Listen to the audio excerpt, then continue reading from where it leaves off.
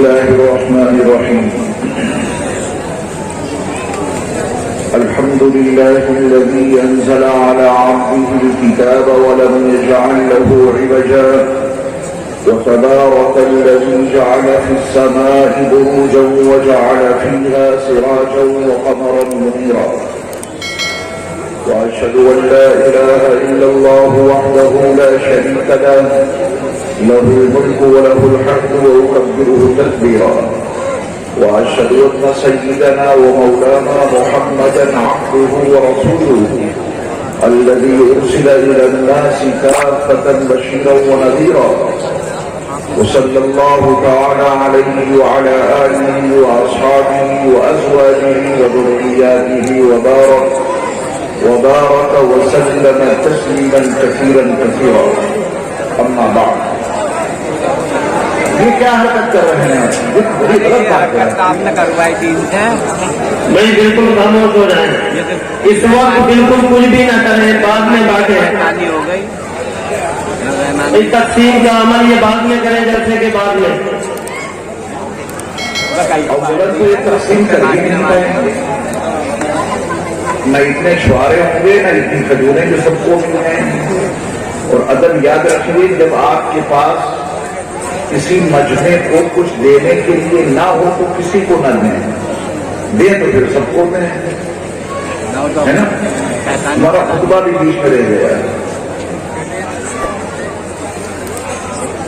سیرت کی جو مجلسیں ہوتی ہیں اس کے مستقل آداب ہوتے ہیں آپ کو کچھ بھی نہیں ہے ہمارے یہاں جو 15 روزہ اجلاس ہوتا ہے اتنا مجمع وہاں ہوتا ہے تو آپ تو اس میں آٹے میں نمک کے برابر ہیں ہمارے یہاں کبھی آئیے مجال ہے جو اسٹیج پہ جو سننے والے ہوتے ہیں اگر آپ ویڈیو دیکھیں گے تو محسوس ہوگا کہ سب کوئی بندھے ہوئے ہیں سر بھی ہلتا ہوا نظر نہیں ہے جو سامعین ہوتے ہیں وہ ایسے بیٹھتے ہیں جیسے انہیں کچھ خبر ہی نہیں کہ وہ کہاں ہے میں خطبہ پڑھ رہا ہوں اور آپ کے درمیان سے باتیں جاری ہیں قرآن کی آیت پڑھنے والا تھا اور جو آیت تو معلوم ہوتا ہے کہ بالکل وحشی فن ہے کچھ جانتے ہی نہیں کہ نبی علیہ السلام کی سیرت مقدسہ کی جو مجلس ہے اس کے آداب کیا ہیں یہ حرکت کیا آپ وہاں کر سکتے ہیں جہاں وزیر اعظم کا خطاب ہو رہا ہو وہاں نہیں کریں گے حرکت نبی کا مقام نہیں معلوم تو ان کے نام کی جو مجلسیں ہوتی ہیں اس میں آپ سب کچھ کر دیتے ہیں بےہودگی دنیا کے جو لوگ ہیں ان کا مقام آپ کے ذہنوں میں بسا ہوا ہے ان کی محفلوں میں بیٹھتے ہیں سلیقوں سے درود پاک پڑھیں اللهم صل على سيدنا ومولانا محمد وعلى آل سيدنا ومولانا محمد وبارك وسلم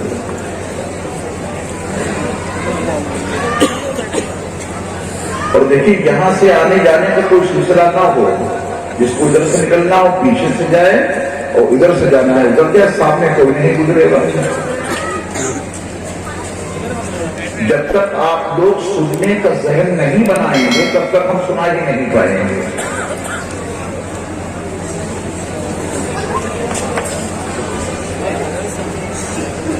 نبی آخر الزمان حضرت محمد صلی اللہ علیہ وسلم کی 23 سالہ پیغمبرانہ زندگی 2 بڑے حصوں میں منقسم ہے آپ علیہ السلام کی زندگی کا پہلا حصہ مکی دور کہلاتا ہے جو 13 سالوں پر مشتمل ہے اور نبی علیہ السلام کی 23 سالہ پیغمبرانہ زندگی کا دوسرا حصہ مدنی کہلاتا ہے وہ 10 سالوں پر محیط ہے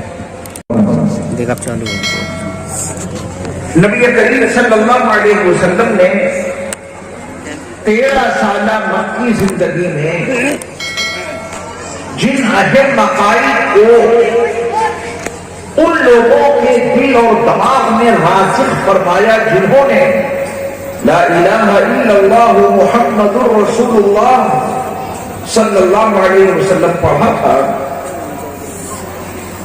اسلام اپنے آغاز میں صرف یہ تعلیم لایا تھا کہ تم لا الہ الا اللہ محمد الرسول اللہ صلی اللہ علیہ وسلم پڑھ لو کامیابی تمہارے قدم چوم لے گی. کتنا مطالبہ تھا؟ صرف اتنا، لا الہ الا اللہ محمد رسول اللہ صلی اللہ علیہ وسلم پڑھ لو، کامیابی تمہارے قدم چومے گی، تم ضرور کامیاب ہو جاؤ گے. اسلام کی ابتدا ہی عقائد کی تعلیم سے ہوئی ہے. نماز کوئی مطالبہ نہیں شروع میں، روزوں کا کوئی مطالبہ نہیں، زکات کی کوئی ہدایت نہیں، جہاد اور حج کی کوئی تعلیم نہیں. اسلام کا آغاز عقائد کی تعلیم سے ہوا. اور یہ جملہ خدا کرے آپ کے ذہنوں میں محفوظ رہے کہ نجات کا دار و مدار عقائد پر ہے. نجات کا دار و مدار کس پر ہے؟ عقائد پر. اگر عقیدے درست ہو گئے تو نجات ضرور ملے گی. عملی کمیاں، عملی کوتاہیاں قابل معافی ہیں، عقائد کی کمی قطعاً معافی کے قابل نہیں. اعمال کی کمیاں اور اعمال میں کوتاہیاں یہ قابل معافی ہیں اور معاف ہو جائیں گی. موقع ملے گا تو اس پہ بھی کچھ گفتگو کر دوں گا انشاءاللہ. لیکن اسلام میں عقائد کی، عقیدوں کی بہت زیادہ اہمیت ہے. عقیدوں کی کمزوری، عقیدوں میں کمی، اسلامی عقیدوں کی خلاف ورزی، یہ انسان کو نجات سے محروم کر دے گی. اسی لیے اسلام میں عقائد کی تعلیم کی بہت زیادہ اہمیت ہے. اسلام کا آغاز عملی تعلیم سے ہوا یا فکری تعلیم سے؟ فکری تعلیم سے، نظریات کو درست کرنے سے، عقیدوں کی اصلاح سے. نبی کریم صلی اللہ علیہ وسلم جس ماحول میں تشریف لائے تھے، آپ کے اولین مخاطبین فکر و نظر عقیدے کے لحاظ سے دو بڑے طبقوں میں بٹے ہوئے تھے. اولین مخاطبین مکہ مکرمہ کے باشندے، ان میں سے ایک طبقہ وہ تھا کہ جو سرے سے اللہ کے وجود کو ہی تسلیم نہیں کرتا تھا. اس کا یہ کہنا تھا کہ زمین اور آسمان اور یہ ساری کائنات، اس کا بنانے والا کوئی نہیں، اس کے نظام کو چلانے والا کوئی نہیں. یہ زمین اور آسمان اور یہ چاند اور یہ سورج اور یہ ستارے اور یہ سیارے اور یہ بہتے ہوئے دریا اور یہ ٹھاٹھے مارتے ہوئے سمندر اور یہ ساری مخلوق اپنے آپ بن گئی. کائنات کا سارا نظام اپنے آپ چل رہا ہے. نہ اس کو کوئی پیدا کرنے والا، نہ کائنات کو کوئی بنانے والا، نہ ہی کائنات کے نظام کو کوئی چلانے والا. یہ ساری کائنات اپنے آپ بن گئی اور کائنات کا سارا نظام اپنے آپ چل رہا ہے. ایسے لوگوں کے بیچ مبعوث ہوئے تھے عبداللہ کے در یتیم اور آمنہ کے لقب جگر اور عبد المطلب کے پوتے اور ابو طالب کے بھتیجے اور اللہ کے آخری رسول حضرت محمد صلی اللہ علیہ وسلم. ایسے لوگوں کو قرآن نے کہا کہ یہ منکر ہیں، انکار کرنے والے ہیں. انکار کرنے والے کو عربی زبان میں کافر کہتے ہیں. قرآن مجید نے ایسے لوگوں کو کافر کے عنوان سے متعارف کرایا. یہ میرے مصطفیٰ علیہ الصلوۃ والسلام کے وہ اولین مخاطبین ہیں جو اللہ کے وجود کا انکار کرتے تھے، کائنات کے خالق اور مالک اور رزاق کا انکار کرتے تھے. تو قرآن مجید نے ان کو کفار، کافر، کافرون کے عنوان سے متعارف کرایا. یہ انکار کرنے والا طبقہ ہے. نبی علیہ السلام کے اولین مخاطبین میں ہی جو مکہ مکرمہ کے باشندے تھے، دوسرا طبقہ وہ تھا جو اللہ کے وجود کو تسلیم کرتا تھا. ہاں اللہ ہے، زمین اور آسمان کو پیدا کرنے والا اللہ، ہمیں کھانا کھلانے والا اللہ، ہمیں روزی دینے والا اللہ، ہمیں اللہ، کائنات کے نظام کو چلانے والا اللہ، وہ اللہ کے وجود کو مانتے تھے، لیکن اللہ کے وجود کو مان کر یا تو اس کی ذات میں کسی کو شریک کر دیتے تھے، یا اللہ کی صفات میں کسی کو شریک ٹھہراتے تھے، یا اللہ کی صفات کے تقاضوں میں کسی کو شریک ٹھہراتے تھے۔ اللہ کو اکیلا نہیں مانتے تھے، مانتے تھے ہاں اللہ ہے۔ وَلَئِن سَأَلْتَهُم مَّنْ خَلَقَ السَّمَاوَاتِ وَالْأَرْضَ، میرے محبوب نبی اگر آپ ان سے پوچھیں آسمانوں کو زمین کو پیدا کس نے کیا، لَيَقُولُنَّ اللَّهُ، تو ہر حال میں یہی کہیں گے کہ اللہ نے پیدا کیا۔ یہ بات کون کہیں گے؟ مشرکین۔ نبی علیہ السلام کے اولین مخاطبین کا دوسرا طبقہ جو اللہ کو مانتا تھا، لَيَقُولُنَّ اللَّهُ، وہ کہیں گے کہ زمین اور آسمان کو اللہ نے پیدا کیا۔ تمہیں روزی کون دیتا ہے؟ اللہ۔ تم ان کی عبادت کیوں کرتے ہو؟ غیر اللہ کی پوجا کیوں کرتے ہو؟ تو ان کا جواب یہ ہوتا تھا، مَا نَعْبُدُهُمْ إِلَّا لِيُقَرِّبُونَا إِلَى اللَّهِ، ہم ان کی پوجا تو صرف اس لیے کرتے ہیں تاکہ یہ ہمیں اللہ کے قریب کر دیں۔ قرآن مجید نے ان لوگوں کو مشرک قرار دیا ہے۔ یہ کون ہے؟ مشرک۔ مشرک کے معنی شریک کرنے والا، شریک ٹھہرانے والا۔ اللہ کی ذات میں شرک ہو، یا اللہ کی صفات میں شرک ہو، یا اللہ کی صفات کے تقاضوں میں شرک ہو، اسلام نے اس کے خلاف تعلیمات دی، شرک کے خلاف اور کفر کے خلاف۔ یہ نبی کریم صلی اللہ علیہ وسلم کے اولین مخاطبین ہیں۔ ایک طبقہ وہ ہے جو اللہ کے وجود کو نہیں مانتا۔ قرآن مجید نے اللہ کے وجود پر اتنے دلائل قائم کر دیے کہ انسان کو ہر حال میں تسلیم کرنا ہی پڑے گا۔ اور جو مشرک تھے، اللہ نے وحدانیت پر اتنے دلائل اور شواہد قائم کر دیے کہ مشرکین کے پاس شرک کرنے کی کوئی دلیل باقی نہ رہی۔ آئیے ہم دونوں پر گفتگو کرتے ہیں۔ جو لوگ اللہ کے وجود کو نہیں مانتے تھے، دیکھیے قرآن مجید نے ان سے کتنے سادے انداز میں گفتگو کی، اور آپ کو بھی یقیناً ایسے لوگ ملتے ہیں۔ آپ جس سماج میں، جس معاشرے میں رہتے ہیں، اس میں کچھ ایسے لوگ اگر ہیں جو اللہ کے وجود کا سرے سے انکار کرتے ہیں، تو آپ ان کو کیسے سمجھائیں گے؟ نبی علیہ السلام کی 13 سالہ مکی زندگی مشعل راہ اور مینار نور بن کر موجود ہے۔ آپ اپنے نبی کی روشن زندگی سے ہدایات حاصل کریں اور ان کو اسی لب و لہجہ میں سمجھائیں جس لب و لہجہ میں اللہ نے اپنے نبی کے ذریعے ان کو سمجھایا تھا۔ دیکھیں قرآن کی سادہ سی زبان، افلا ينظرون الى الابل كيف خلقت، یہ اللہ کا انکار کرتے ہیں کہ سب کچھ اپنے آپ ہو گیا، کائنات کو بنانے والا کوئی ہے ہی نہیں، کائنات کے نظام کو چلانے والا کوئی ہے ہی نہیں، سب کچھ اپنے آپ ہو گیا۔ کیا یہ اونٹ کو نہیں دیکھتے کہ اسے پیدا کس طرح پیدا کیا گیا؟ اونٹ ان کی زندگی کا ایک حصہ تھا، اونٹ پہ وہ سفر کرتے تھے۔ قرآن نے کہا کہ دور مت جاؤ اپنے اللہ کو جاننے کے لیے، جس کا تم انکار کر رہے ہو اس کو پانے کے لیے بہت دور جانے کی ضرورت نہیں ہے۔ جس اونٹ پہ سوار ہو کر تم حجاز سے شام تک چلے جاتے ہو، حجاز سے یمن تک چلے جاتے ہو، سردی اور گرمی کے سفر طے کرتے ہو، کسی اونٹ کو نہیں دیکھتے کہ اس کو کیسے پیدا کیا گیا؟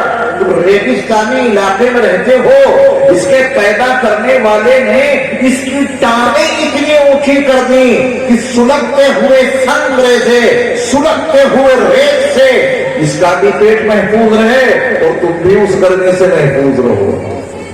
یہ لمبی لمبی ٹانگیں کچھ تو بتا رہے ہیں، اور تمہیں خوب معلوم ہے کہ اس جانور کو اس کے بنانے والے نے یہ صلاحیت دے دی ہے کہ سفر شروع کرنے سے پہلے 7 دنوں تک کا پانی اپنے پیٹ میں اسٹور کر لیتا ہے، جمع کر لیتا ہے، صاف شفاف پانی رہتا ہے، اور جب اسے راستے میں پیاس لگتی ہے اور کہیں پانی دستیاب نہیں ہوتا تو جس حصے میں وہ پانی اس نے جمع کیا ہے ادھر سے نکالتا ہے، پھر پی کر اپنے معدے میں پہنچاتا ہے۔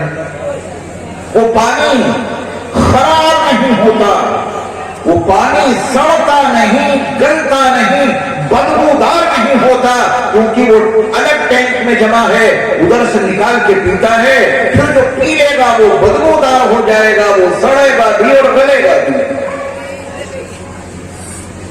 کیا تم اس کی آنکھوں کو نہیں دیکھتے؟ جب تم اس کی پشت پہ سوار ہو کے چلتے ہو، تیز و تند ہوائیں آتی ہیں، ریت اڑ اڑ کر تمہاری آنکھوں کو متاثر کر دیتا ہے۔ اس اونٹ کے بنانے والے نے اس کی آنکھیں ایسی بنائی ہیں کہ ریت کے ذروں کے درمیان فضاؤں میں، ہواؤں میں ریت کے بکھرنے کے دوران اس کی آنکھیں بالکل متاثر نہیں ہوتی، اس کی آنکھیں کھلی رہتی ہیں۔ مہینوں کا سفر ریگستان میں کرتا ہے، اس کی آنکھوں پہ کوئی اثر نہیں پڑتا۔ دیکھو تو اس کے بنانے والے نے اسے بنایا کیسے ہے۔ اگر میں اونٹ پر ہی گفتگو کروں تو صبح ہو جائے گی۔ قرآن نے ایک جملے میں سمجھا دیا، افلا ينظرون الى الابل كيف خلقت۔ اللہ کے منکرین کیا نہیں دیکھتے کہ اونٹ کو کیسے پیدا کیا گیا؟ اس کے بنانے والے نے اس کی مینوفیکچرنگ میں کتنی چیزیں رکھی ہیں، اسی کو دیکھ کر تم بہت کچھ سمجھ سکتے ہو، اس کے بنانے والے تک پہنچ سکتے ہو۔ وَإِلَى السَّمَاءِ كَيْفَ رُفِعَتْ۔ جس اللہ کا تم انکار کر رہے ہو اس کو سمجھنے کے لیے اور اس کو پانے کے لیے کہیں دور جانے کی ضرورت نہیں ہے، تم جہاں بھی ہو اپنی نظروں کو ذرا اوپر اٹھاؤ، تم کو ایک بہت بڑی نیل کو چھت دکھائی دے گی، نیلا آسمان دکھائی دے گا۔ 10 بائی 10 کا کمرہ ڈالنا ہوتا ہے تو لنٹر لگانے سے پہلے کتنی اس کی شیٹرنگ کرتے ہو، ہال کا طول و عرض بڑھ جائے تو درمیان میں پلر کھڑے کرتے ہو۔ یہ اتنی بڑی آسمان کی نیلی چھت ہمہ وقت تمہاری نگاہوں میں رہتی ہے، کوئی پلر نہیں ہے، کوئی کھمبا نہیں ہے، کوئی ستون نہیں ہے، بغیر ستون کے جس نے آسمان کی یہ نیل کو چھت بنا ڈالی ہے۔ کیا یہ آسمان میں سمجھانے کے لیے بہت کافی نہیں ہے کہ کوئی یا کوئی ہے ضرور جس نے اس کو پیدا کیا ہے؟ وَإِلَى الْجِبَالِ كَيْفَ نُصِبَتْ۔ جہاں لوگ رہتے تھے پہاڑ ہیں، پہاڑی علاقہ، ان کا یہ کہنا کہ آسمان زمین کا پیدا کرنے والا کوئی نہیں، یہ ساری کائنات اپنے آپ بن گئی، اپنے آپ کائنات کا نظام چل رہا ہے۔ کیا یہ لوگ پہاڑوں کو نہیں دیکھتے؟ ان کو کیسے گاڑا گیا، اس پہ توجہ دیجیے گا۔ آج کے منکرین خدا کو آپ اس ایک آیت کے ذریعہ سمجھا سکتے ہیں، وَإِلَى الْجِبَالِ كَيْفَ نُصِبَتْ۔ کیا یہ پہاڑوں کو نہیں دیکھتے کہ ان کو کیسے گاڑا گیا؟ اونچے اونچے پہاڑ آپ دیکھتے ہیں، میں کچھ بھی نہیں دیکھا۔ اگر پہاڑوں کے اوپر کا حصہ دیکھا، اللہ نے ان پہاڑوں کو میخ قرار دیا ہے، وَالْجِبَالَ أَوْتَادًا۔ اس نے پہاڑوں کو زمین کے لیے میخ بنایا ہے۔ میخ اپنی زبان میں کہہ لیجیے کیل۔ جس اسٹیج پہ ہم بیٹھے ہیں اس میں اب تو میخیں نہیں، کیلیں گڑی ہوں گی تختوں کو جوڑنے کے لیے۔ جو میخ یا کیل جس میں گاڑی جاتی ہے، آپ انصاف سے بتائیں اس کا اوپر کا جو سرا دکھائی دیتا ہے وہ زیادہ ہوتا ہے یا کیل اور میخ کا اکثر حصہ اندر پھنسا ہوتا ہے؟ بولے اوپر کم دکھائی دیتا ہے، باقی ساری چیز اندر داخل ہوتی ہے۔ یہ جتنے اونچے اونچے پہاڑ آپ کو نظر آ رہے ہیں یہ تو اوپر کا سرا ہے۔ قرآن کی تعبیر یہ کہ یہ پہاڑ اس زمین کے لیے میخ ہیں، اوپر تھوڑا سا حصہ دکھائی دے رہا ہے، باقی 300 فٹ تک نیچے اور میلوں تک گہرائی میں یہ پہاڑ پھنسے ہوئے ہیں۔ کیا یہ تم نہیں دیکھتے کہ ان پہاڑوں کو زمین میں کیسے گاڑا گیا؟ وَإِلَى الْأَرْضِ كَيْفَ سُطِحَتْ۔ تم اللہ کا انکار کرتے ہو اس کو پانے کے لیے، اس کو سمجھنے کے لیے کہیں دور نہیں جانا ہے۔ اس زمین کو دیکھو کہ اس کو بچھایا کیسے گیا۔ اللہ نے یہ نہیں کہا ان آیات میں کہ میں نے کیا یہ کام، کیونکہ وہ تو اس کا انکار کرتے تھے۔ اللہ نے کہا کہ کیا یہ اونٹ کو نہیں دیکھتے اسے پیدا کیسے کیا گیا؟ کیا یہ آسمان کو نہیں دیکھتے کہ اسے بلند کیسے کیا گیا؟ کیا یہ پہاڑوں کو نہیں دیکھتے کہ انہیں گاڑا کیسے گیا؟ اور کیا یہ زمین کو نہیں دیکھتے کہ اس کو بچھایا کیسے گیا؟ کیسے بچھایا گیا؟ ہزاروں میل کا سفر آپ کرتے رہیے، آپ کو محسوس بھی نہیں ہوگا کہ آپ اوپر جا رہے ہیں یا نیچے، جبکہ زمین کو اللہ نے اس انداز سے بچھایا ہے کہ بظاہر یہ مسطح برابر دکھائی دیتی ہے، حالانکہ یہ گول ہے۔ ہر 5 کلومیٹر کے بعد یا تو آپ اپ ہوں گے یا ڈاؤن، ہر 5 کلومیٹر کے بعد کیا انداز ہے ان کا بچھانے کا۔ ساری زمین کو ایسے بچھا دیا کہ چلتے رہو تو معلوم ہوگا کہ برابر جگہ پر چل رہے ہیں۔ سارے سمندروں کا سفر کر لو، تمہیں کوئی ایسا کنارہ نہ ملے گا کہ کنارے کو جا کے تم سوچو کہ آگے قدم بڑھایا تو نیچے گر جائیں گے۔ اللہ نے زمین ایسی نہیں بنائی۔ آپ نیچے فرش پر بیٹھے ہیں، ہم لوگ تخت پر بیٹھے ہیں، چاروں طرف سے اس کی حدیں ہیں۔ میں یہاں بیٹھا ہوں تو خیریت ہے، اور آگے بڑھوں گا تو ایک کنارہ آئے گا اور اس کے آگے قدم بڑھاؤں گا تو گر جاؤں گا۔ میرے رب نے زمین کا کوئی ایسا کنارہ نہیں بنایا کہ آپ اس کنارے پہنچے تو گرنے کا خطرہ ہو جائے۔ پوری زمین کا چکر تو لگا لو گے لیکن گرو گے کہیں نہیں۔ افلا ينظرون الى الابل كيف خلقت والى السماء كيف رفعت والى الجبال كيف نصبت والى الارض كيف سطحت۔ 4 باتیں بتائیں، لوگوں کی بات سمجھ میں آ گئی ہے حقیقت۔ اللہ کے وجود کا انکار کرنے والوں کی سمجھ میں یہ بات آ گئی کہ جب دنیا کی کوئی چیز اپنے آپ نہیں بن سکتی تو یہ اونٹ بھی اپنے آپ نہیں بن سکتا، تو یہ آسمان بھی اپنے آپ بلند نہیں ہو سکتے، تو یہ پہاڑ بھی اپنے آپ زمین میں گاڑے نہیں جا سکتے، اور اپنے آپ کی زمین پھیر نہیں سکتی۔ اس کا بنانے والا کوئی نہ کوئی ضرور ہے۔ آپ اس کو آسان زبان میں سمجھیں۔ حسن پور کا قریب کا خارجی علاقہ جہاں کوئی کھیت ہو، وہاں سے ایک صاحب گزرتے ہوئے آپ کے پاس پہنچے۔ انہوں نے آپ سے کہا کہ بھائی جان، آج تو میں نے ایک عجیب منظرنامہ دیکھا، حسن پور کے مشرقی حصے میں جو خدا صاحب کا کھیت ہے، منظرنامہ وہاں یہ دیکھا کہ نہ کوئی مستری، نہ کوئی انجینئر، نہ کوئی بیلدار، اپنے آپ مسالہ تیار ہو رہا ہے، اپنے آپ بنیادیں خود گئیں، اینٹیں اپنے آپ آگے بڑھ رہی ہیں، مسالہ اپنے آپ لگ رہا ہے، اینٹیں اپنے آپ لگتی چلی جا رہی ہیں۔ نہ کوئی نقشہ بنانے والا، نہ کوئی اینٹوں کو مسالے کو دینے والا، نہ کوئی اینٹوں کو لگانے والا۔ اور میں نے اپنی آنکھوں سے دیکھا چند گھنٹوں میں نہایت عالی شان محل تیار ہو گیا، پراستو ایسا کہ چھوڑائے نہ چھوٹے، کلر ایسا کہ دیدہ زیب دیکھا تو طبیعت باغ باغ ہو گئی، ڈرائنگ روم ایسا، بیڈ روم ایسا، یہ سب کچھ اپنے آپ ہو گیا۔ تو حسن پور کے ساتھیوں، انصاف سے بتاؤ، کیا آپ اس بیان دینے والے کے بیان کی تصدیق کریں گے؟ 2 فیصلے ہوں گے، یا تو یہ پاگل اور مجنون یا دیوانہ ہے، اس کے دماغ کے اسکرو ڈھیلے ہو گئے ہیں، جو ایسے پاگل پن کی خبر دے رہا ہے اور ایسے پاگل پن کی بات کر رہا ہے۔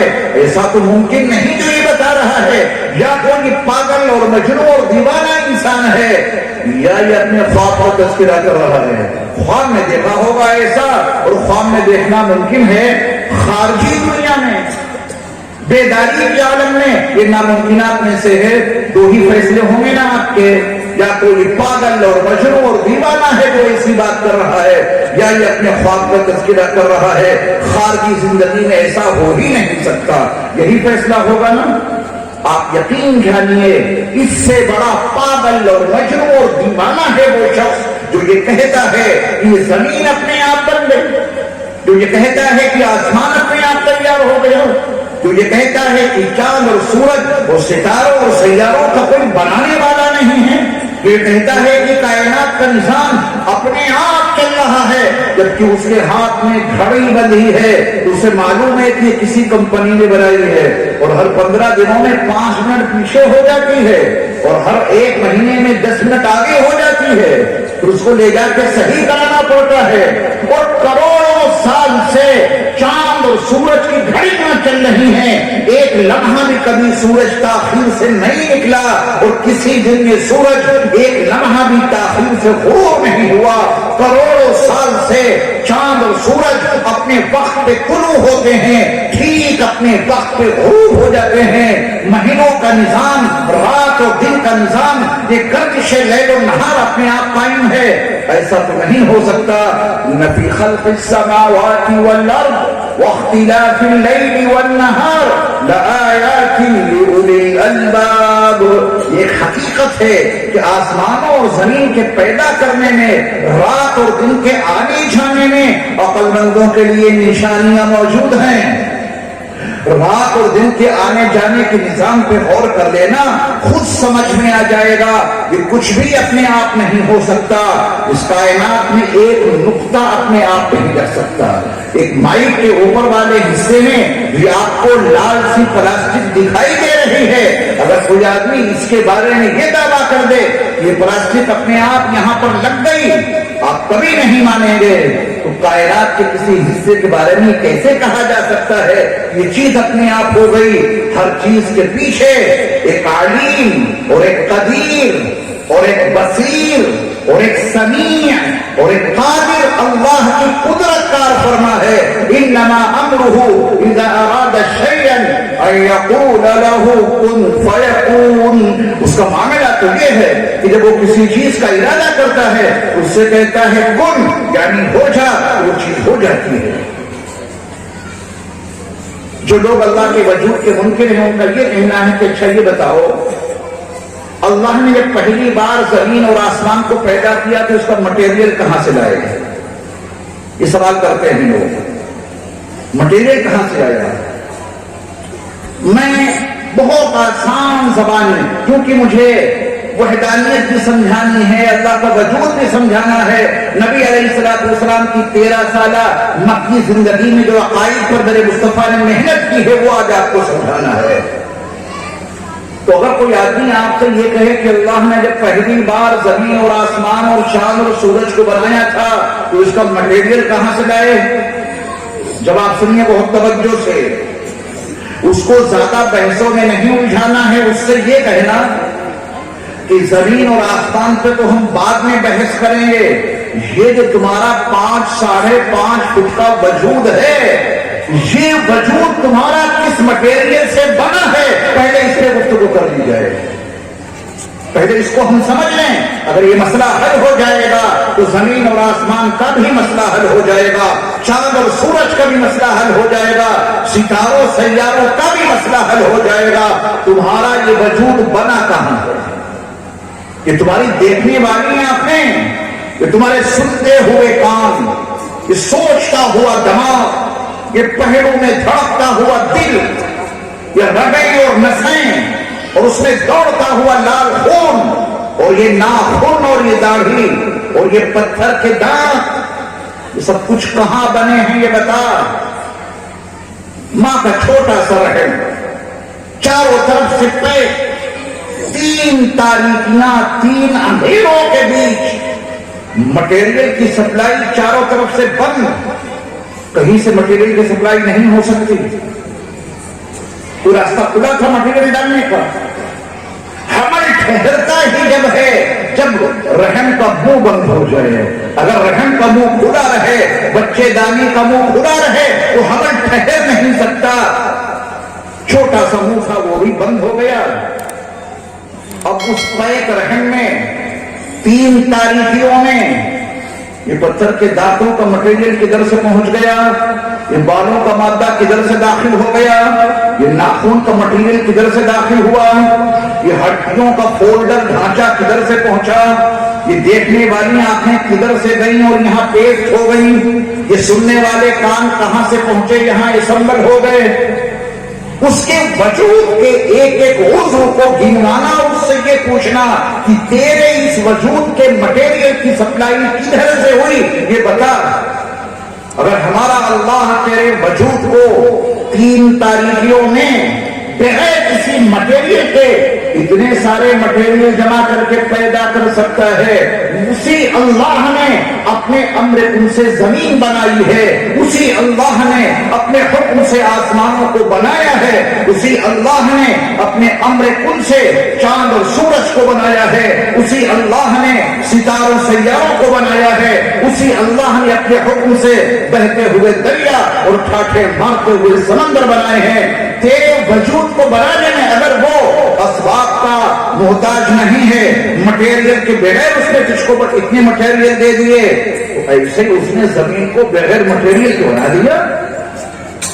आपकी जुबान से सुभान अल्लाह भी नहीं निकल रहा। इतनी कीमती बात आपके समझ में आए तो आपको अल्लाह की पाकीज़गी बयान करना चाहिए ना। हमारा अल्लाह इतना पाकीज़ा है, हर ऐब से वो पाक है और हर जरूरत से वो पाक है। बाईपास सर्जरी का नाम आपने जरूर सुना होगा। जिनकी नसें विलोप हो जाती हैं फिर बाईपास सर्जरी करनी पड़ती है, वो नसें तो बेकार हो गई हैं, विलोप भी हो गई हैं। सर्जन जब दिल को बाहर निकालेगा तो उन बेकार और बंद नसों को काट देगा ना, वहां पे नई नसें लगानी हैं। ये नसें किसी मॉल से लाएगा डॉक्टर, ये नसें लगाने के लिए नसें किसी दुकान से लाएगा डॉक्टर, या मिलेंगी ही नहीं लाएगा कहां से। कायनात के किसी हिस्से में वो एक नस नहीं मिल सकती जो अल्लाह ने आपके बदन में पैदा की है नसें। फिर ये बाईपास सर्जरी में दिल के लिए नई नसें कहां से लाई जाएं? करोड़ों सजदे रब्बे कायनात को जिसने इंसानों को बनाने के वक्त और इंसान की तखलीक के वक्त उसकी पिंडलियों में जायद नसें रख दी जिनका कोई काम नहीं, जायद नसें मौजूद हैं, उन नसों का कोई काम नहीं है। बस काम यह है कि अगर इस बंदे की बाईपास सर्जरी हो, उस सर्जरी में नसें नहीं चाहिए और नई नसें किसी दुकान पे कायनात में मिलेगी नहीं। उस अल्लाह ने आपकी पिंडली में, हर इंसान की पिंडली में जायद नस रखती है। सर्जन यहां से निकालता है और काट काट के यहां लगा देता है, फिर भी कहते हो कि ये जमीन और आसमान अपने आप बन गए, ये इंसान अपने आप बन गया, ये कायनात अपने आप बन गई, और फिर भी कहते हो कायनात का निजाम चलाने वाला कोई नहीं। वो अल्लाह इतना अलीम है, उसे सब कुछ मालूम है कि फ्यूचर में इंसान को क्या क्या जरूरियात पेश आ सकती थी। जिस अल्लाह ने आपका इंतजाम इतना कर दिया हो, उसी का अगर इनकार करोगे तो फिर जो सजा दी जाए वो कम है। वो अल्लाह तो बच्चे के दुनिया में आने से पहले उसकी माँ की छाती में उसकी ग़िज़ा को दूध की शक्ल में तैयार कर देता है, फिर भी इनकार करते हो कि इसका बनाने वाला कोई नहीं, इसको रोजी देने वाला कोई नहीं और इस निज़ाम को चलाने वाला कोई नहीं। कुरान की इन जामी तालीमात ने मक्कतुल मुकर्रमा के कुफ़ार और मुशरिकीन की ज़हनियत को बदल दिया। जो अल्लाह के वजूद के मुनकिर थे, उन्होंने कहा कि हाँ हाँ अल्लाह है। अगर कायनात का कोई निजाम अपने आप नहीं चल सकता, اگر دنیا کی کوئی چیز اپنے آپ وجود میں نہیں آ سکتی تو پھر کائنات بھی اپنے آپ وجود میں نہیں آ سکتی۔ قرآن کی ان جامع تعلیمات نے کفار کو اللہ کے وجود کا اقرار کرنے والا بنا دیا۔ یہ قرآن کی جامع تعلیمات تھی، اور قرآن کی یہ جامع تعلیمات آج بھی اپنی تمام تر قوت کے ساتھ موجود ہیں۔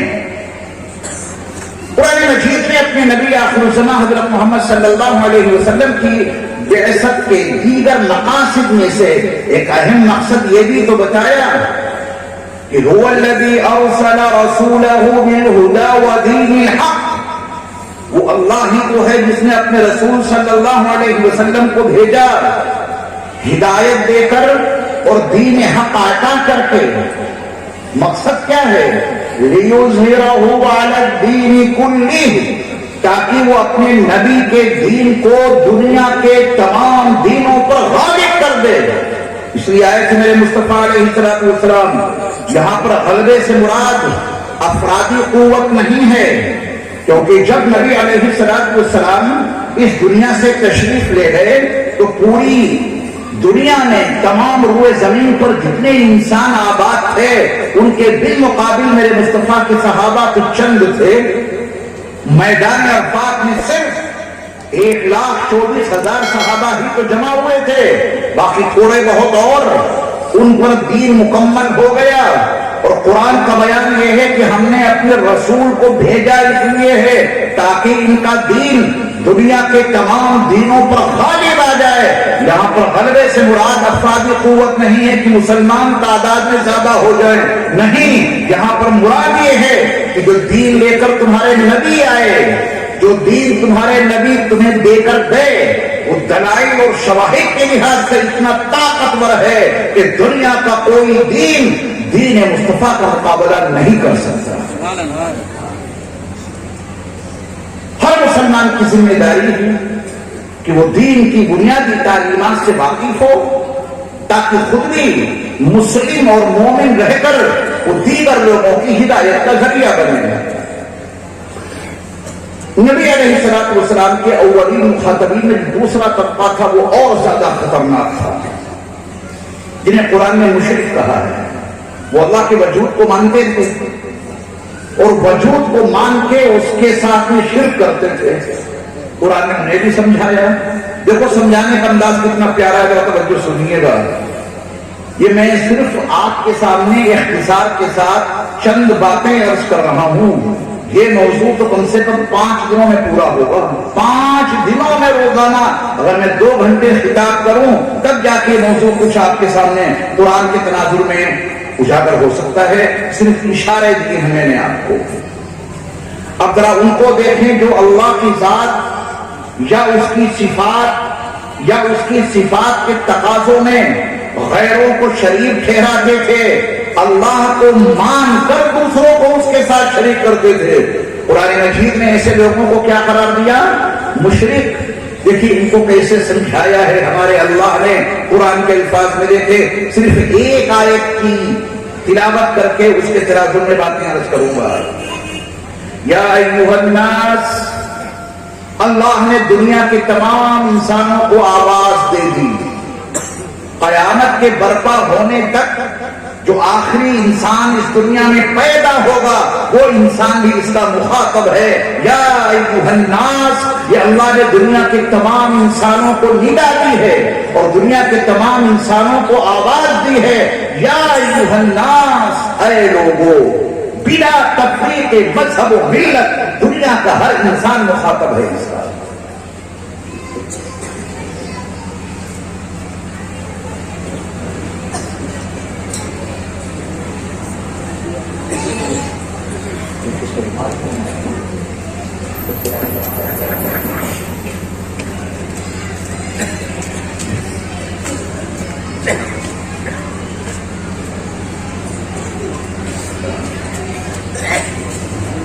یا ایھا الناس، اے لوگو، اس میں دنیا کے تمام انسان شامل ہیں اور آپ بھی شامل ہیں، حالانکہ ہمیں اور آپ کو ایک امتیاز الگ سے ملا ہوا ہے۔ یا ایھا الذین آمنوا کا، لیکن ناس میں تو شامل ہیں کیونکہ انسان ہیں۔ یا ایھا الناس ضرب مثل فاستمعوا له، تمہارے لیے ایک مثال بیان کی جا رہی ہے، ذرا توجہ سے اس کو سننا. یہ قرآن ہے جس کو پڑھنا اور سننا ہم نے چھوڑ دیا ہے. یا ایھا الناس، اے لوگوں، ضرب مثل فاستمعوا له، تمہارے لیے ایک مثال بیان کی جا رہی ہے، اس کو ذرا توجہ سے سننا. یہ ہمارے اللہ کا مطالبہ ہے. توجہ ہٹے گی تو مثال نہیں سمجھ سکتے. پوری توجہ سے سننا اس مثال کو. ان الذين تدعون من دون الله لن يخلقوا ذبابا ولو اجتمعوا له، تم اللہ کے علاوہ جن کو پکارتے ہو، اللہ کے علاوہ جن کی تم عبادت کرتے ہو، اللہ کے علاوہ جن کی تم دہائی دیتے ہو، اگر وہ سب مل کر ایک مکھی پیدا کرنا چاہیں کبھی بھی نہیں کر سکتے. تو قرآن کا اعلان ہے، چیلنج ہے قرآن کا. تم نے خالق کسی اور کو مان لیا، کسی اور کی پوچھا میں لگ گئے، اللہ کی عبادت میں کسی اور کو تم نے شریک ٹھہرایا، اللہ کے علاوہ اوروں کے سامنے تم نے عبادت کرنی شروع کر دی، اللہ کے علاوہ تم نے اوروں کے سامنے اپنے مدعا رکھنے شروع کر دیے. سنو انسانوں، تمہارے لیے ایک مثال بیان کی جا رہی ہے، اس کو پوری توجہ سے سننا. ان الذین تدعون من دون اللہ، اللہ کے علاوہ جن کو بھی تم پکارتے ہو، جن کو بھی تم بلاتے ہو، لن یخلقوا ذبابا، ہرگز وہ ایک مکھی بھی پیدا نہیں کر سکتے. وَلَوِ اجْتَمَعُوا لَهُ، اللہ کے علاوہ جتنے تمہارے معبود ہیں سب جمع کیوں نہ ہو جائیں، ایک مکھی کو پیدا کرنے کے لیے پیدا نہیں کر سکتے. میاں کیسے پیدا کر سکتے ہیں؟ مکھی کی ایک آنکھ میں 6000 کنکمے ہوتے ہیں. میڈیکل سائنس پڑھیے نا، دیکھیے کیا تحقیقات آئی ہیں. یہ مکھی تمہیں اس کے صرف یہ پر اور پیر ہی تو نظر آتے ہیں، اس کی جو چھوٹی سی آنکھ ہے، ایک آنکھ میں تمہارے خالق نے، تمہارے حقیقی معبود نے 6000 کنکمے ادھر لگا دیے، 6000 کنکمے ادھر لگا دیے. تم کیسے پیدا کر سکتے ہو کسی مکھی کو؟ حسن پور میں بڑے بند کمرے میں آم کاٹا، ہری والی مکھی پتہ نہیں کہاں سے آ گئی بغیر بلائے. آپ دعوت دیتے ہیں اسے کہ آم کاٹنے جا رہے ہیں حسن پور کے اس گھر میں، یہ ہری والی مکھی کہاں سے آ گئی؟ اس کی ناک میں جو قوت شامہ ہے. انسانوں تمہیں وہ کہاں نصیب، تمہارے خالق اور مالک نے اس چھوٹی سی مکھی کی ناک میں جو قوت شامہ سونگنے کی قوت رکھی ہے. آم یہاں کاٹا اور وہ مکھی آپ کی خدمت میں حاضر. ہمارا بھی حصہ دو. کیا اس کے پروں کو نہیں دیکھتے؟ وہ اپنے پروں کی صفائی میں اپنے پیروں کو کیسے استعمال کرتی ہے اور غذا کس طرح استعمال کرتی ہے. وہ چھوٹی سی اس کی پتلی سی سونڈ ہے، وہ رچتی ہے، آپ کو چوس لیتی ہے، اپنی غذا کو حاصل کر لیتی ہے. ابھی تو مکھی کو آپ نے نہیں سمجھا، لیکن آج آپ انشاءاللہ مکھی کو سمجھ کر اٹھیں گے. اور میں قرآن کی روشنی میں آپ کو عرض کر رہا ہوں، جس نے مکھی کو سمجھ لیا وہ زندگی میں کبھی شرک نہیں کر سکتا. یہ قرآن ہے. اس نے دعوت دی کہ تم شرک کرتے ہو اللہ کی ذات میں یا اس کی صفات میں یا اس کی صفات کے تقاضوں میں. اللہ کے علاوہ جن کو بھی تم بلاتے اور پکارتے ہو، اور وہ سب جمع ہو جائیں تب بھی وہ سب مل کر ایک مکھی پیدا نہیں کر سکتے. اللہ نے کہا کہ تو بہت بڑی بات ہو گئی مکھی کا پیدا کرنا. اس کی ایک ٹانگ پتلی سی وہ نہیں بنا سکتے. اس پتلی سی ٹانگ میں رگیں ہیں، نسیں ہیں، ان میں خون کا دورانیہ جاری ہے. تم اتنے باری پائپ کہاں سے لاؤ؟ نہیں بنا سکتے. پھر اللہ تعالیٰ نے اس سے نیچے کے درجے کی بات کی. اس کو توجہ سے سننا، اور یہی ہے جس سے آپ مکھی کو سمجھ لیں گے، اس کا نظام ہضم سمجھ لیں گے. پھر اللہ کی ذات میں کبھی آپ شرک نہیں کر سکتے، کیونکہ مشرک تو مشرک رہے، ایمان والے بھی شرک میں بڑی تعداد میں مبتلا ہیں. آج مکھی کو قرآن کے حوالے سے سمجھ کے جاؤ. بزرگوں کی خدمت میں جانا تو ضرور ہے، خواجہ اجمیری کی درگاہ پہ ضرور جائیے. نظام الدین اولیاء رحمۃ اللہ علیہ کے مزار پہ ضرور جائیے، قطب الاقطاب کی درگاہ پہ ضرور جائیے۔ بزرگوں کے یہاں جانا نہیں منع ہے، جو منع ہے بس وہ نہ کرنا۔ ذرا سمجھو مکھی کو سارے شرک سے آپ کی حفاظت ہو جائے گی، یہ ذہن پہ پڑے ہوئے گندے پردے سب ہٹ جائیں گے، اور اللہ کا وہ وجود اپنے تمام تر جاہ و جلال کے ساتھ آپ کے دل اور دماغ پہ مسلط ہو جائے گا کہ مجھے ہے حکم اذان لا الہ الا اللہ۔ اگرچہ بت ہیں جماعت کی آستینوں میں، اگرچہ بت ہیں جماعت کی آستینوں میں، مجھے ہے حکم اذان لا الہ الا اللہ۔ آپ کے دور درمیان یہ لا الہ الا اللہ کا پیغام لے کر نبی علیہ الصلوۃ والسلام کی مکی زندگی کا اولین پیغام لے کے حاضر ہوا۔ قرآن نے کہا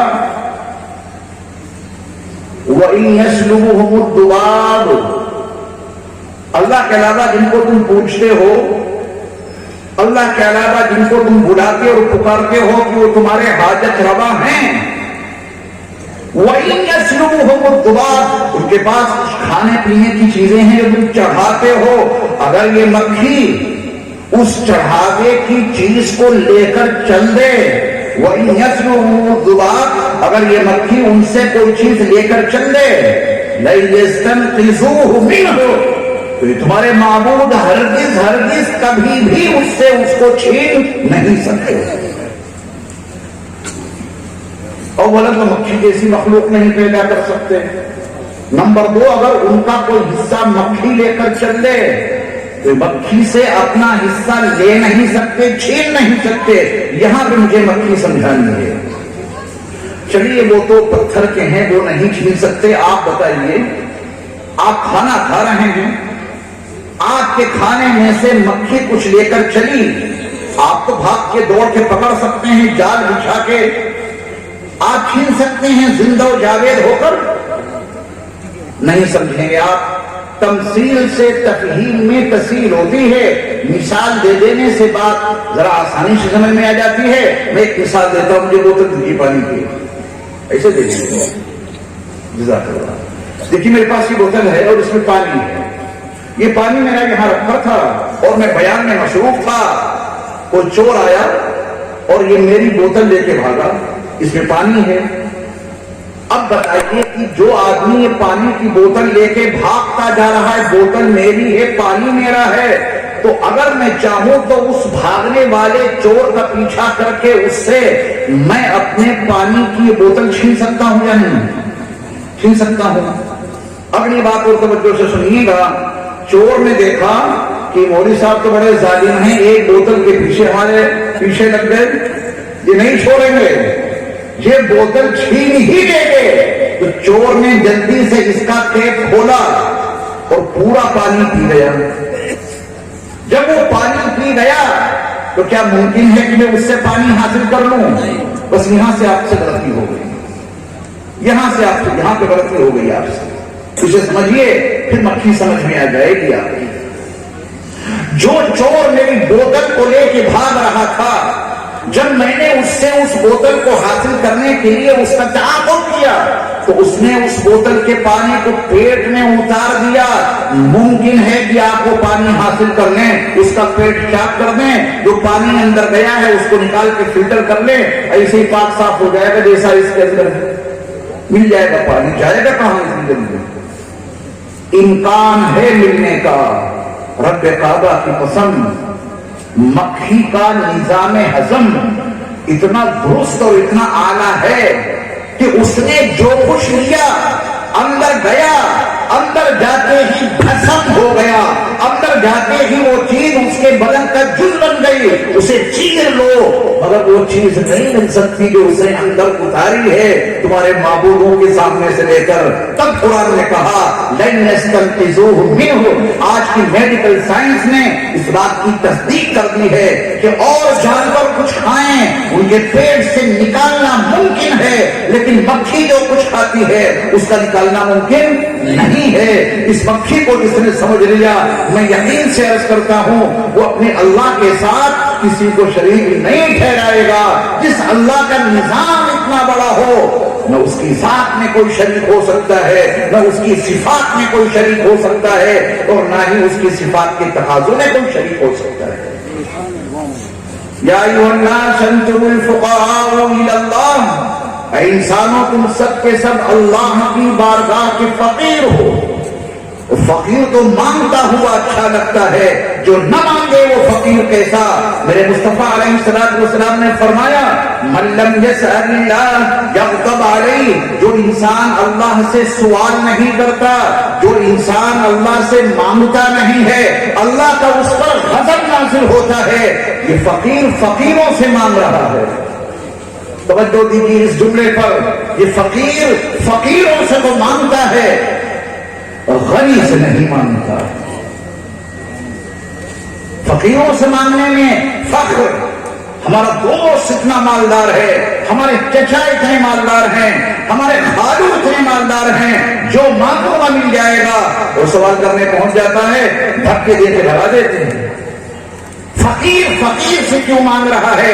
اللہ نے کہا کہ انسانوں تم سب کے سب صرف اور صرف اللہ کی بارگاہ کے فقیر ہو. جو تمہیں چاہیے وہ اپنے اللہ سے مانگو. دینے والا صرف اکیلا اللہ ہے. اس کی ہر رحمت, اس کی ہر نعمت اسباب کے پردوں میں چھپ کر کے آتی ہے. لہذا تمہیں دے کوئی, اصل دینے والا اللہ ہے. تمہیں وہ چیز ملے کہیں سے بھی, عطا کرنے والا اللہ ہے. وہ چیز تمہیں چاہے جہاں سے حاصل ہو, دینے والا اللہ ہے. اس عقیدے کے ساتھ میں دنیا میں زندگی گزارنی ہے. یہ ہے اسلام کی اولین تعلیم. اللہ کو کائنات کا خالق اور مالک اور رزاق بھی مانو. پوری کائنات کا بنانے والا اکیلا اللہ, اور پوری کائنات کے نظام کو چلانے والا اکیلا اللہ. نہ اس کی ذات میں کوئی شریک ہے, اور نہ اس کی صفات میں کوئی شریک ہے, اور نہ اس کی صفات کے تقاضوں میں کوئی شریک ہے. قرآن کی ان آیات میں مکے میں بسنے والوں کے دل اور دماغ پر پڑی ہوئی گندگی کو ایسا صاف کر دیا کہ اللہ کے ساتھ 360 معبودوں کو شریک ٹھہرانے والے پکار اٹھے, اشہد ان لا الہ الا اللہ, میں گواہی دیتا ہوں اس بات کی کہ اللہ کے سوا کوئی معبود ہے ہی نہیں. عبادت کے لائق اگر ہے تو صرف اللہ ہے. میرے خیال سے ٹائم بہت ہو گیا ہوگا. کتنے بج رہے ہیں؟ 12 بجے 5 منٹ ہیں. یہ بتائیں کہ کچھ باتیں سمجھ میں آئیں. آپ نے شروع میں ہمارا مزاج کافی گڑبڑا دیا تھا, اور میں نے سوچا تھا کہ یعنی توجہ نہیں دیں گے تو میں آخر دعوانا کہہ کے چلا جاؤں گا, لیکن آپ نے ماشاءاللہ سنا اور پوری توجہ سے سنا. تو یہ اسلام کی اولین تعلیمات ہیں. اور پھر نبی علیہ السلام کی مکی زندگی جو 13 سالوں پر مشتمل ہے, اس کی پھر دیگر تعلیمات ہیں. ان میں تفصیل میں جائے بغیر میں آپ کو ایک حدیث بطور درس کے سنائے دیتا ہوں. پتہ نہیں اس سے پہلے میں نے آپ کو وہ سنائی یا نہیں سنائی. اتنی جگہوں پہ جانا ہوتا ہے کہ یہی نہیں یاد رہتا ہے کہ کہاں کون سا سبق سنایا. لیکن اگر پہلے آپ نے وہ حدیث سن رکھی ہے, آج اس کا مذاکرہ ہو جائے تو حرج ہے. ٹھیک ہے نا؟ سبق خیال. سیدنا ابو ہریرہ رضی اللہ تعالی عنہ اس حدیث کے راوی ہیں, اور یہ حدیث صحیح مسلم میں موجود ہے.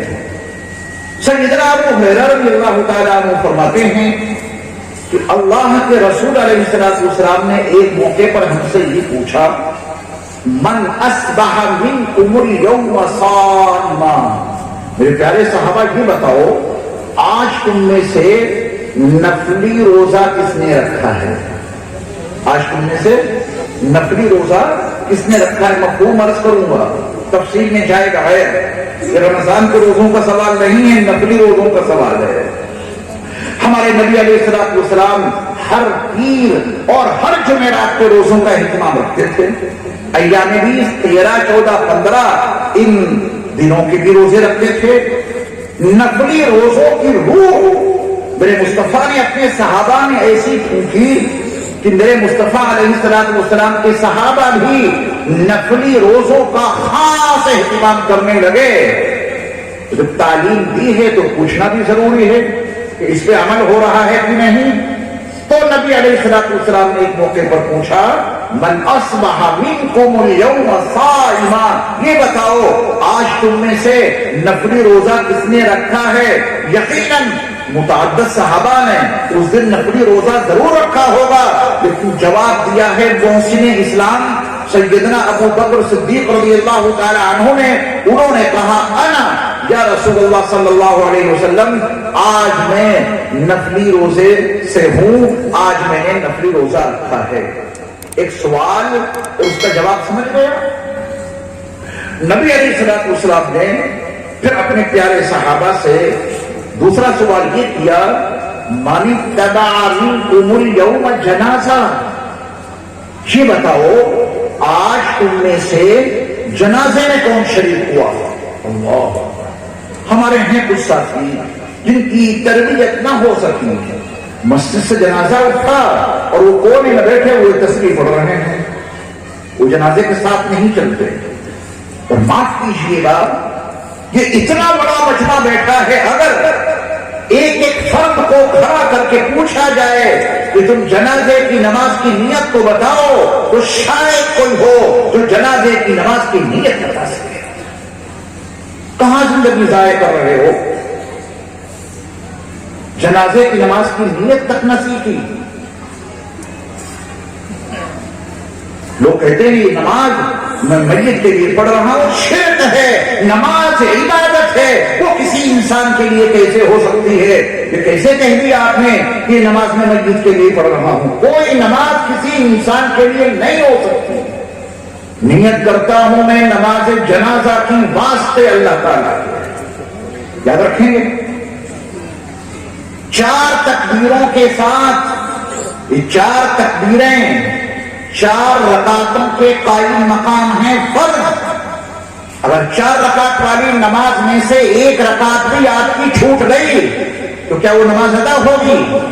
مسئلہ یاد رکھیے گا، جنازے کی نماز میں اگر کسی مقتدی نے 1 تکبیر بھی نہیں کہی، 1 تکبیر بھی چھوڑ دی، تو اس کی طرف سے جنازے کی نماز ادا نہیں ہوگی. پہلی تو کہہ لیتے ہیں اللہ اکبر، اس کے بعد امام کے حوالے بیچارے اکیلے امام صاحب 3 تکبیریں کہتے ہیں، سلام آپ پھر لیتے ہیں ان کے ساتھ. یہ 3 تکبیریں چھوڑ کر جنازوں کی نمازیں ادا کر رہے ہو، تمہاری طرف سے اس مردے کو کچھ نہیں ملے گا، کیونکہ آپ کی نماز ہی وجود میں نہیں آئی. آپ نے تو 3 تکبیریں چھوڑ دی. اگر 1 تکبیر بھی چھوٹے گی تو آپ کی طرف سے نماز والا تحفہ اور اس کا فائدہ یہ میت کو نہیں ملے گا. اس حالت میں یہ امت زندگی گزار رہی ہے. درود شریف حضرت محمد صلی اللہ علیہ وسلم پر دعا اس میت کے لیے، یہ ہے نیت نماز جنازہ. یاد رکھیں گے نماز کس کے لیے؟ اللہ کے لیے. تکبیریں کتنی فرض ہیں؟ 4. چاروں کہو گے، 1 آدھی چھوڑ دو گے. ہمیشہ جنازے کی نماز میں اگر دعا یاد نہیں ہے تو نماز ہو جائے گی، اگر دعا یاد نہیں ہے تو نماز ہو جائے گی. تکبیر چھوٹ گئی تو نہیں ہوگی. یہ اہمیت ہے اس کی. درود شریف کس کے لیے؟ حضرت محمد صلی اللہ علیہ وسلم کے لیے. درود پڑھا جاتا ہے نماز میں، نماز جنازہ میں. دعا اس کے لیے ہے، اس مسجد کے لیے. پھر اس کا پورا طریقہ. تو نبی علیہ السلام کا فرمان عالی شان ہے جو صحیح مسلم میں عبداللہ ابن عباس رضی اللہ تعالی عنہ کے حوالے سے منقول ہے. میرے مصطفیٰ علیہ السلام کا فرمان عالی شان ہے کہ جس جنازے پر، توجہ سے سنیے بات، جس جنازے پر، جس میت پر ایسے 40 مسلمان جو اللہ کے ساتھ شرک نہ کرتے ہیں. ابھی جو میں نے مکی زندگی کے حوالے سے شرک کا مقابلہ کرنے کے لیے آپ کو قرآن آیت سے مضبوط بتایا.